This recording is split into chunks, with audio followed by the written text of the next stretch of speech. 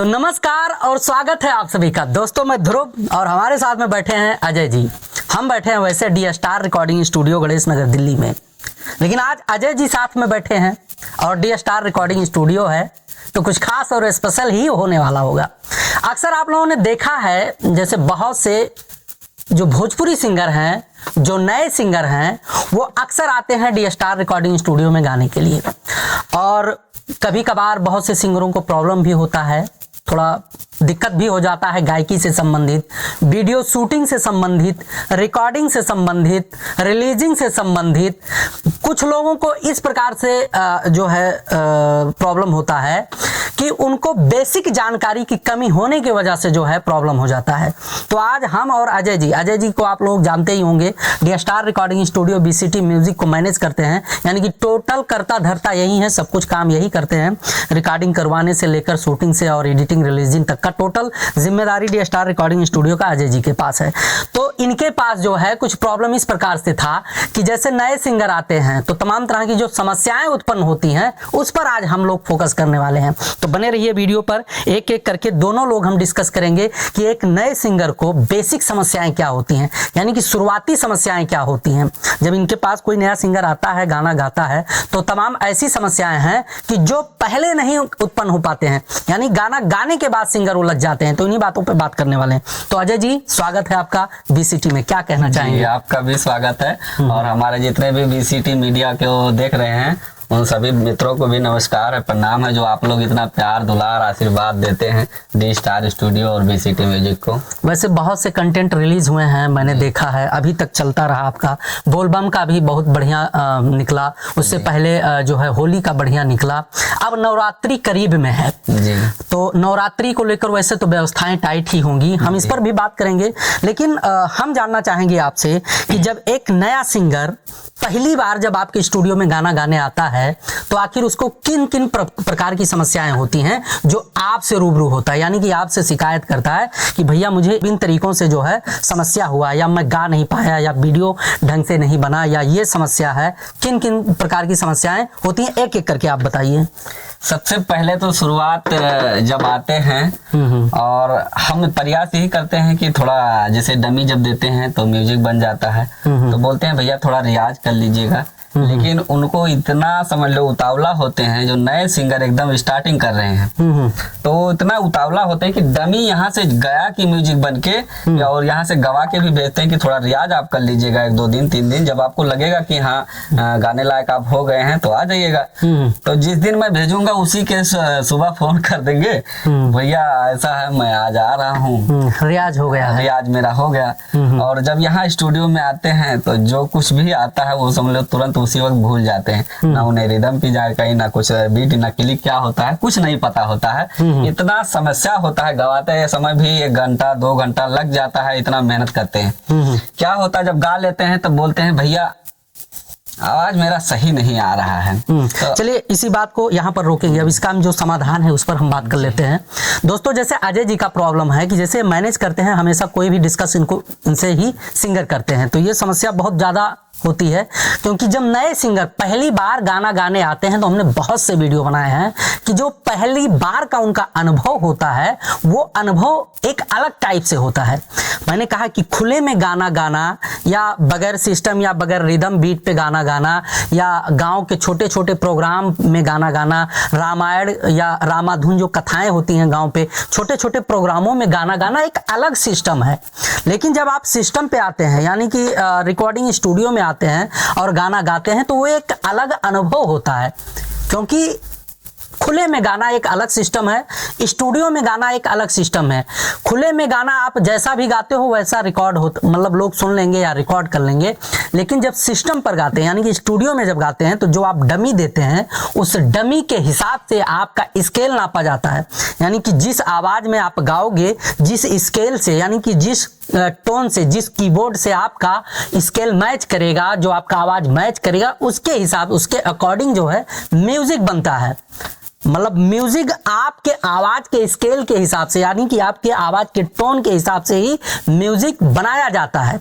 उसके बाद फिर जो आपकी गायन शैली होती है, जितना स्पीड कम या स्पीड ज्यादा होता है, उसके हिसाब से रिदम का जो ढोलक आप समझते हैं, जो डीजे पे बजता है, जो रिदम होता है, रिदम यानी कि ढोलक, उसको जो है आपके गाने के स्पीड के हिसाब से टेम्पो सेट करके बजाया जाता है। क्योंकि इनका एक मीटर होता है, इनका माप होता है। आप चाहे फास्ट गाओगे तो फास्ट रिदम लगेगा, स्लो गाओगे तो स्लो रिदम लगेगा, लेकिन आपकी गायकी और स्पीड के हिसाब से ही रिदम लग के जो है उसको बनाया जाता है। फिर जब क्या होता है कि मान लिया आपके गायन शैली के हिसाब से, यानी कि आपके टोन के हिसाब से अगर टोन बज गया, कीबोर्ड बज गया, और जिस स्पीड में आप गाते हैं उस हिसाब के मीटर यानी कि उस हिसाब के टेम्पो को सेट करके रिदम को बैठाकर अगर म्यूजिक को जनरेट कर दिया गया, मतलब जिस हिसाब से आप डमी देते हो उस हिसाब से अगर म्यूजिक बन गया, उसके बावजूद आपको अगर गाने में प्रॉब्लम होता है तो वो कमी है रियाज की। रियाज की कमी इसलिए है कि खुले में गा लेना, जैसे मैं अभी पहले कह रहा था, खुले में गा लेना एक अलग का मैटर है, लेकिन जब आप स्टूडियो में गाते हैं, रिदम और कीबोर्ड के साथ गाते हैं, खुले में गाते हैं, तो डायरेक्ट आवाज आपको मिलती है बगैर ऑटो टोन या बगैर जो है किसी भी इक्विपमेंट के, यानी कि जो स्टूडियो में लगाए जाते हैं, जो डिले वगैरह होते हैं, उसके बगैर आप सुनते हैं तो आपको प्रभाव नहीं पड़ता, आप कुछ भी गाते जाते हैं।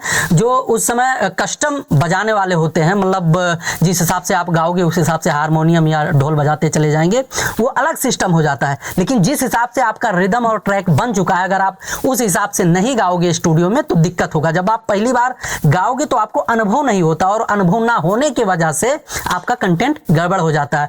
तो इस चीज का काट इन्होंने निकाला है, अजय जी ने निकाला है, कि उसको जो है आपका डमी तैयार करके, यानी कि आपका म्यूजिक और रिदम और आपकी गायकी को मिक्स करके या गवा के हम लोग आपको देते हैं रियाज करने के लिए, कि ताकि आपको ढंग से समझ में आ जाए। और जब भी आपको रियाज करने के लिए दिया जाए तो उसको 2-4 दिन खूब बढ़िया से सुनिए। ये ऐसा नहीं ये कह रहे हैं कि आज ही अगर हम तैयार करके दे देते हैं कि भैया लो और रियाज करके आ जाओ, वो दूसरे दिन ही आ जाते हैं, ऐसा नहीं आता है पकड़ में। उसके लिए आपको कंटिन्यू रियाज करना होता है, तब कहीं आप स्टूडियो में बढ़िया से गा पाओगे। और स्टूडियो में कंटिन्यू गाओगे तब ये आदत आपको पड़ेगी, तब आप बढ़िया से गा पाओगे, नहीं तो फिर ऐसे ही दिक्कत होता रहेगा। चलिए अजय जी, इस समस्या का तो समाधान वैसे हम लोग निकाल रखे हैं, आपको बना के डमी दे ही दिया जाता है गवाने के लिए। आगे का क्या प्रॉब्लम है, क्या दिक्कत होती है? अब जैसे ये ऑडियो का तो प्रोसेस आपने बता दिया।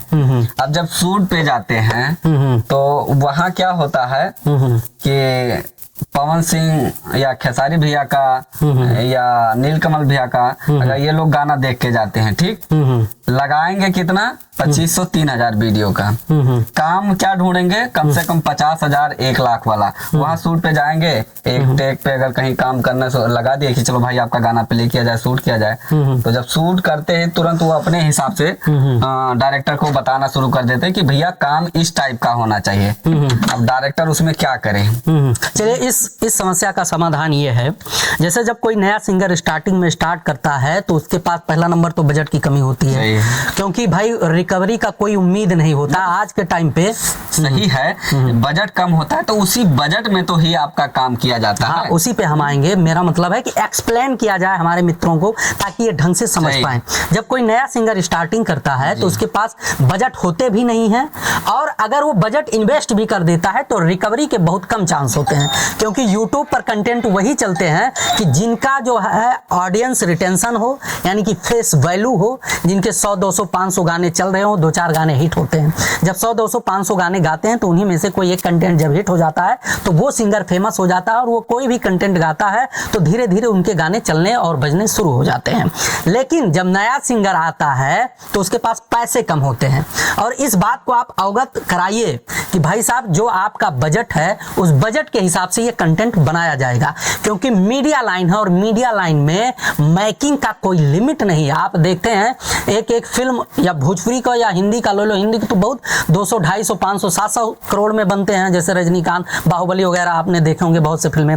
भोजपुरी में 2-2 करोड़ के बनते हैं। आज गाने जो नीलकमल और आप खेसारी लाल यादव जी या पवन जी का बात करते हैं तो इनके गानों के पीछे 2-2 लाख 3-3 लाख रुपए का सेट लगता है एक दिन का, तब उतना बढ़िया क्वालिटी कंटेंट निकल के आता है। लेकिन आपको जो है सिंगरों को बताना चाहिए कि भैया अभी आपका स्टार्टिंग है और जो बजट आप हमें देते हैं कि इस पर हमें वीडियो या ऑडियो बनाना है, तो उसी बजट के अकॉर्डिंग जो है हम काम कर रहे हैं। रही बात जब नए सिंगर होते हैं, एक दो बार जब वो सेट पे जाते हैं, शूट करने की कोशिश करते हैं और उनका कंटेंट बढ़िया नहीं बनता है, तो मान के चलिए कि शुरुआत तो होता है, जब तक आपसे गलतियां होगी नहीं तब तक आप सुधार नहीं कर पाओगे। और रही बात जब आप शूटिंग पे जाते हैं, तो एक बात अपने माइंड में सेट कर लीजिए, पहली बार आपसे सिर्फ गलती होनी चाहिए।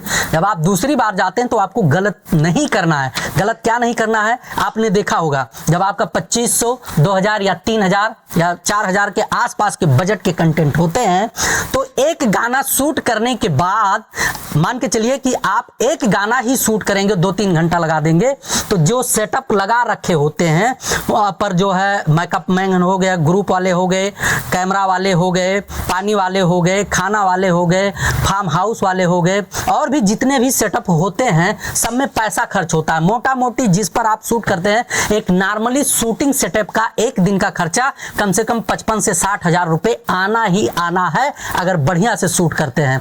वैसे ये बात लगभग बहुत कम लोगों को समझ में आती है, लेकिन जब काउंट करना या लिखना शुरू कर दो तब समझ में आता है कि एक दिन का खर्चा कितना है। अगर हमारा एक दिन का बजट जो है 55,000 60,000 है और हम एक 2500-3000 रुपया इन्वेस्ट करके एक बढ़िया वीडियो शूट करने की कोशिश कर रहे हैं, तो उसमें मेहनत आपको भी करना है।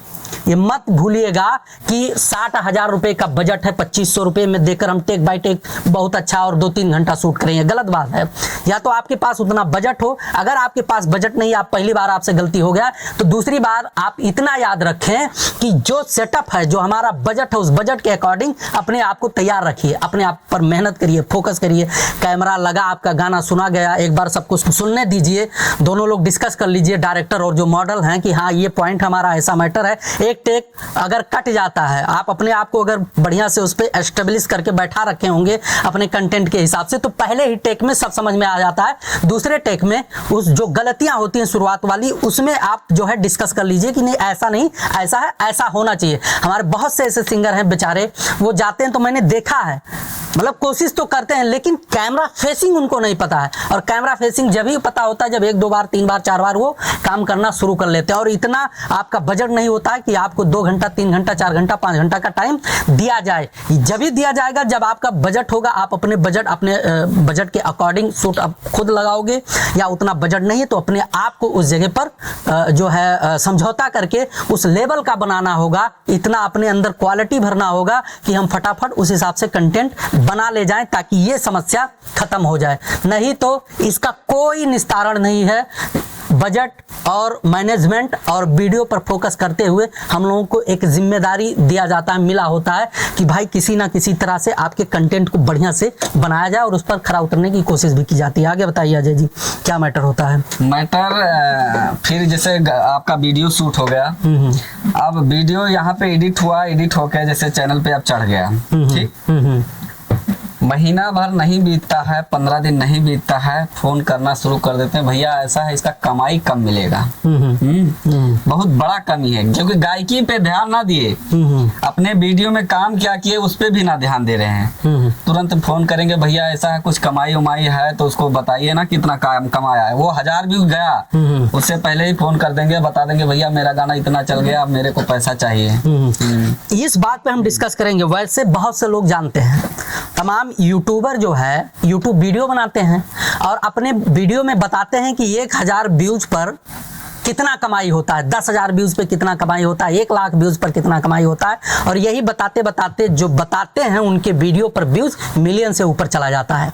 क्योंकि आज के टाइम पर सोशल मीडिया और डिजिटल हावी है, हर कोई कंटेंट बनाता है और यूट्यूब फेसबुक पर रिलीज करता है।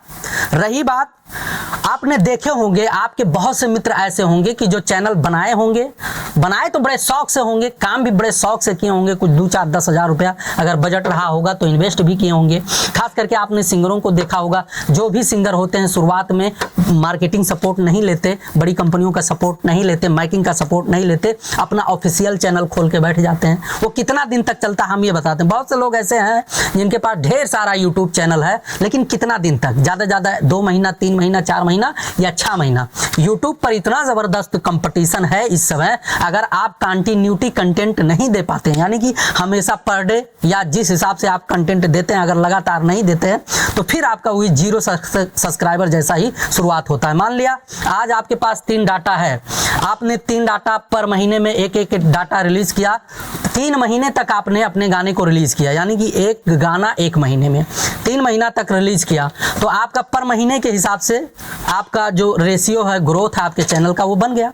फिर आपने गैप दे दिया 2 महीने का, 1 महीने का, 3 महीने का, जैसे ही आप गैप देंगे फिर डाटा चढ़ाएंगे तो फिर आपका 0 लेवल से चलना शुरू हो जाता है। यही सबसे बड़ी समस्या, और सभी कंटिन्यू कंटेंट नहीं दे पाते हैं। बहुत से लोग अपना अपना चैनल बनाकर बैठे हैं, चलाते हैं, लेकिन उनके दिल से पूछ लीजिए एक बार, वो अपने दिल पे हाथ रख के बता दें कि क्या स्थिति है, क्योंकि कंपटीशन बड़ा ज़बरदस्त है। जब आपका 5,000 10,000 का डाटा आपके चैनल पर रिलीज होता है, हमारे भोजपुरी के ढेर सारे ऑडियंस को दिखाने के लिए, वहीं पर 1 लाख, 5 लाख, 7 लाख रुपए का डाटा रिलीज होता है हमारे भोजपुरी के ऑडियंस को दिखाने के लिए, तो फिर देखिए कंपटीशन को अगर कंपेयर करें तो हम कहाँ खड़े हैं, वो कहाँ खड़े हैं। हाँ, हम ये नहीं कह रहे हैं कि आपके पास उतना पावर नहीं है तो आप मार्केट छोड़ के हट जाइए, मेहनत कीजिए, अपने आप को उस लायक बनाइए कि आपके गाने पे कम से कम 50,000, 1 लाख, 5 लाख, 10 लाख व्यूज आए।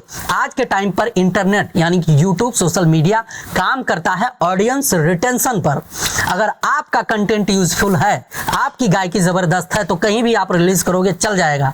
अगर ऐसा नहीं है तो फिर कमाई और पैसे रिकवरी के सपने देखना छोड़ दीजिए। 1,000, 2,000, 10,000, 20,000 तक कोई पैसा रिकवर नहीं होता है। जब लाख, 2 लाख, 3 लाख, 5 लाख चलता है, तब कहीं आपके 1,000, 2,000, 3,000 रिकवरी होना शुरू होते हैं। ये कड़वा सच है, कोई माने चाहे ना माने। भोजपुरी पर जो CPC लग रहा है इस समय, अदर कंटेंटों पे, हरियाणवी, पंजाबी पर 1 रुपए का CPC लगता है, और भोजपुरी गानों पे 15 पैसा का CPC लग रहा है। गारंटी के साथ लिख के दे रहे हैं। आप किसी भी यूट्यूबर जो यूट्यूब चैनल चलाते होंगे भोजपुरी लोकगीतों से संबंधित, उनसे एक बार पूछ लीजिएगा कि आपके भोजपुरी कंटेंटों पे क्या CPC लग रहा है। यानी कि जब आपका गाना 1,000 चलेगा तो $0.15, संभवतः ये जो है 15-20 रुपया के आसपास बनेगा, लगभग जो भी मार्केट रेट हो उस टाइम के हिसाब से। हमने उसको कैलकुलेट तो नहीं किया है। जब आपका गाना मान के चलिए 2,000 चला, तब आपका $0.30 बना। जब आपका गाना 4,000 चला तो $0.60 बना। जब आपका गाना 8,000 चला, तो ऐसे मतलब जब आपके 8-10 हज़ार व्यूज चले जाते हैं, तब कहीं $1-2 बनता है, और $1-2 80 रुपए के आसपास $1 का कीमत है। अब आप सोचिए कि 10,000 व्यूज गया, अगर $1-2 बना तो 110, 120 रुपया या 140-50 रुपया बना। अब कंपनी क्या आप काट के रखे, क्या आपको जो है उसमें से दे दे। तो ये सब चीज़ें हैं। हमारा कहने का मतलब कुछ अलग है। बाकी हम ये नहीं कहते कि मतलब कमाई मत मांगिए कंपनी से, क्योंकि कंटेंट वायरल होते हैं तो कमाई होता है। और जिन कंपनियों पर, जिन सिंगरों के कंटेंट वायरल होते हैं, वो कंपनी उस सिंगर के पीछे जी जान लगाकर मेहनत करती है, ताकि भविष्य में उसका चैनल ब्रांड बने। और वो चैनल, अगर सिंगर हिट हो रहा है तो भविष्य में उसका नाम भी उस चैनल या कंपनी से जुड़ जाएगा, ताकि वो लॉन्ग टाइम तक खेल पाए। सभी मेहनत करते हैं, मत भूलिएगा। अगर आपका गाना वायरल होने के कगार पे है, आपसे कमाई हो रहा है कंपनी को, तो डायरेक्ट जो है कंपनी आपके पीछे इन्वेस्ट करेगी। आप अपना शुरुआती दौर सोचकर मेहनत करिए। पैसा तो अगर आप स्टार बन जाओगे तो ऑटोमेटिक कमा लोगे, कोई बहुत बड़ी बात नहीं है। कमाई तो एक अलग का मैटर, 1,000-500 में कोई कमाई नहीं होता। 2-4-10 हज़ार व्यूज में जब वायरल होने लगे तब पैसे की डिमांड करिए कंपनी से, तो अच्छा लगेगा। तो वैसे तो ये समस्या सॉल्व हुआ, आगे बताइए। अदर एक प्रॉब्लम है, और इतनी बड़ी समस्या है कि वो बताना बहुत ज्यादा जरूरी है। क्योंकि सिंगर जब आते हैं, जब जानकारी नहीं होता है, तब यहाँ 2-3-4 गाना गाते हैं, ठीक।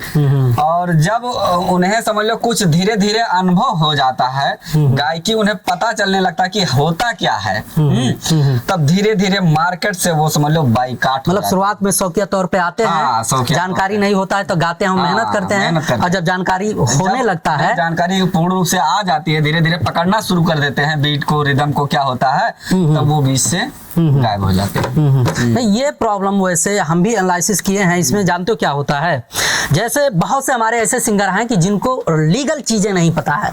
आपने खेसारी लाल यादव जी का गाना सुन लिया, पवन जी का गाना सुन लिया, या हमारे जो ढेर सारे तमाम सुपरस्टार लोग हैं, इनके गाने आप सुन लेते हैं तो आपको क्या लगता है कि मतलब हम भी गायक हैं और ये करना बड़ा ईजी है। आप उनको ख्वाबों में लेकर या एक सिंगर बनने के सपने लेकर आते हैं, लेकिन जो ज़मीनी स्तर पे काम होता है उनसे वाकिफ़ नहीं होते हैं। और जब वाकिफ होते हैं, यानी कि जैसे एक दो कंटेंट करते हैं, तो धीरे धीरे आपको असलियत पता चल जाती है कि आखिर आप चल कहाँ से सकते हैं, मतलब गा कहाँ से सकते हैं, आपका मार्केट कैसे बन सकता है। वहाँ तक पहुँचते पहुँचते हमारे बहुत से सिंगर ऐसे हैं कि उनके जो विश्वास होते हैं वो ख़त्म हो जाते हैं। यानी कुछ लोगों के तो पैसे ख़त्म हो जाते हैं, कुछ लोगों को ये समझ में आ जाता है कि यार गायकी बड़ा मेहनत का काम है, या हम कर पाएंगे या नहीं कर पाएंगे। दोस्तों, आज के टाइम पे हम लिख के आपको दे दें, सोशल मीडिया ट्रेंड कर रहा है और स्टार बनना कोई बहुत बड़ी वास्तव में बात नहीं है। मान लीजिए इस बात को हम लिख के दे देंगे कि स्टार बनना कोई बहुत बड़ी बात नहीं है। दोस्तों, तरीका एक नहीं होता है, रास्ते एक नहीं होते हैं। एक मंजिल पर जाने के लिए बहुत से ऐसे तरीके हैं कि जिसके माध्यम से आप जा सकते हो। कोई जरूरी नहीं है कि आप एक गाना दो गाना गाने के बाद आपका दिल टूट जाए और आप गायकी बंद कर दें। दोस्तों, जितने आप गाते जाओ, बहुत से ऐसे ऑप्शन हैं, अपनाते जाइए। सोशल मीडिया के माध्यम से लोगों तक अपना पकड़ बनाइए, साथ साथ में गाते रहिए। कोई भी प्रोडक्ट अगर आप बेचने जाते हैं और जब तक आप चिल्लाकर बताओगे नहीं, या अपने प्रोडक्ट का गुणवत्ता बढ़ाओगे नहीं, या अपने प्रोडक्ट का प्रचार प्रसार नहीं कर पाओगे, या अपने प्रोडक्ट की जो खूबियां हैं लोगों के माइंड में नहीं बैठाओगे, तब तक कहां से लोग आपको जो है चॉइस करेंगे, आपको पसंद करेंगे, आपके प्रोडक्ट को खरीदेंगे या आपको सुनने की कोशिश करेंगे। ये मेहनत करना होता है सब कुछ। मैंने देखा बहुत से ऐसे सिंगर हैं कि मतलब वो सिर्फ और सिर्फ एक दो चार गाना गाने के बाद कहते हैं कि हमें रिस्पॉन्स नहीं मिला। अरे मेरे भाई साहब, रिस्पॉन्स हम कहते हैं इसे गारंटी दे देते हैं, लिख के दे देते हैं मिलेगा, लेकिन कुछ चीज़ें होती हैं उस पर अमल करिए। जितना आप गाते हैं उतना ही उसका प्रचार प्रसार करिए, सोशल मीडिया के माध्यम से प्रचार प्रसार करिए, एक नियम बना लीजिए, कुछ पैसे उस पर एडवर्टाइज पे खर्च करिए। आजकल आप देख लीजिए कितने भी सुपरस्टारों के गाने रिलीज होते हैं, जिस दिन से रिलीज होते हैं उसी दिन से प्रमोशन लग जाता है। प्रमोशन का तो वैसे डी स्टार रिकॉर्डिंग स्टूडियो में अलग से व्यवस्था है, हम प्रमोट करते हैं गानों के। आपने देखे होंगे बड़े बड़े सुपरस्टारों के गानों पर प्रमोशन लगता है। हमारा मतलब है कंपटीशन इतना ज़्यादा है, जब आप अपने प्रोडक्ट को ज़्यादातर लोगों को नहीं पहुंचा पाओगे तो लोग आपको जानेंगे कैसे, फिर आपको सुनेंगे कैसे। इसका मतलब ये नहीं होता कि आप एक दो गाना करके, दो चार गाना करके जब आपको समझ में आना शुरू हो जाए, बस धीरे धीरे आप मार्केट से गायब हो जाओ। अरे यही तो आपका शुरुआत होता है। जब आप पहले बार गाना गाने आए थे वो शुरुआत नहीं था। जब आपको समझ में आया कि स्टूडियो होती क्या, मतलब चीज़ क्या है, गायकी चीज़ क्या है, स्टूडियो में गाया कैसे जाता है, स्टूडियो में गायकी करने का जो अनुभव आप प्राप्त कर लेते हैं, उसके बाद जो कदम दर कदम आप आगे बढ़ते हैं, उन सब चीज़ों का जब एनालिसिस करके अपने माइंड में बैठा लेते हैं, उसके बाद से ही तो आपका शुरुआत होता है, उसके बाद से ही तो आपके रास्ते खुलते हैं। तो इस पर फोकस करिए, काम करिए, बहुत बड़ी समस्या नहीं है। मैंने देखा बहुत से ऐसे सिंगर हैं जो रिटर्न आए हैं। और रही बात रिटर्न आने की, डी स्टार रिकॉर्डिंग स्टूडियो की अगर बात की जाए तो हमने देखा है, वैसे हम लोगों का काम यहाँ जो है दिल्ली में 5-7 सालों से चल रहा है। डी स्टार रिकॉर्डिंग स्टूडियो मतलब D star film production western India film producer association Mumbai से 1 जनवरी 2014 से मेंबरशिप रजिस्ट्रेशन है उसका, 2012 से काम चल रहा। बहुत से ऐसे सिंगर हैं जो बैकअप बना के कम बैक किए हैं, अच्छा प्रॉफिट पाए हैं, कमाए भी हैं। बहुत से ऐसे सिंगर हैं कि करोड़ों कमाए हैं। तो ऐसी बात नहीं है। बाकी अगला कोई प्रश्न हो तो जरूर करिए ना। तो अब जो भी था आप बता दिए। अच्छा, नवरात्रि से संबंधित है कुछ जो अपने ऑडियंस को बताना चाहें? कह रहा हूँ अब आपको तो हर चीज पता ही होगा। बोलबम और होली का तो हम परमानेंट ऑफर देते ही रहते हैं। बाकी लेकिन हम बता देते हैं, वैसे आप बताने में हिचकिचाओगे। बोलबम होली मतलब पहले होली फिर बोलबम, अब नवरात्रि आ चुका है। दोस्तों, वैसे आपने देखा होगा डी स्टार रिकॉर्डिंग स्टूडियो के माध्यम से प्रमोशन स्पेशल व्यवस्था लागू है, जो ऑफर है। वैसे 5000 में ऑडियो वीडियो रहना खाना सब कुछ है यहाँ पर, लेकिन 1000 प्लस जोड़ देते हैं, यानी कि 6000 में बढ़िया ऑडियो वीडियो करके साथ साथ में 10,000 व्यूज की गारंटी भी है। और इसमें हमने बढ़ाते गए, पूरा लिस्ट बना रखे हैं, 2 मिलियन तक के व्यूज का यहाँ पर व्यवस्था है। उसी हिसाब से पेमेंट भी है, वो सब चीज़ें हम इसमें इंक्लूड कर दे रहे हैं। साथ साथ में नवरात्रि का रिकॉर्डिंग शुरू है। डी स्टार रिकॉर्डिंग स्टूडियो से आप लोग संपर्क करिए, दिए गए नंबर पर कॉन्टेक्ट करिए। मिलते हैं अगले वीडियो में, तब तक के लिए नमस्कार।